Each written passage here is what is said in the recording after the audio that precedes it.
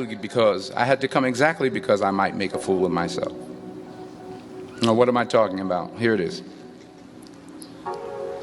I found that nothing in life is worthwhile unless you take risks. Nothing. Nelson Mandela said, "There is no passion to be found playing small and settling for a life that's less than the one you're capable of living."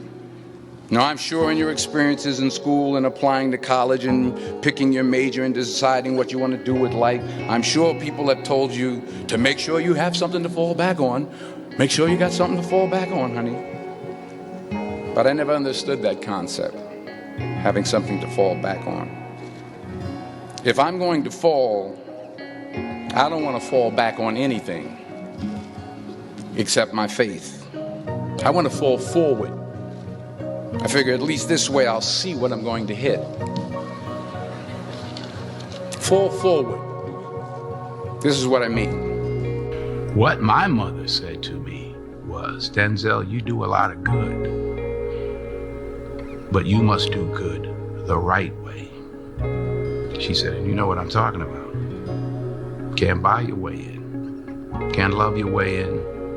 You gotta serve. You gotta do good the right way. So at 66, getting ready to be 67, having just buried my mother, I made a promise to her and to God to do, not just to do good the right way, but to honor my mother and my father by the way I live my life the rest of my days on this earth. I'm here to serve, to help, to provide. In every prayer, you know, the ego's interesting. You just don't know. But in every prayer, all I hear is feed my sheep. I'm a college dropout. I was homeless, lived in a car for 3 years. I've lost every single thing I had, family included. I've been written so many times. But today, the person that you sitting in front of you is a process.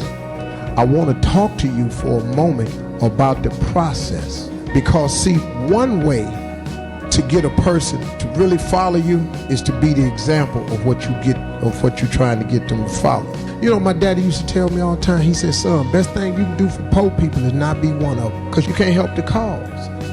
Your brain is divided into two halves, positive and negative, good and evil. Each half of your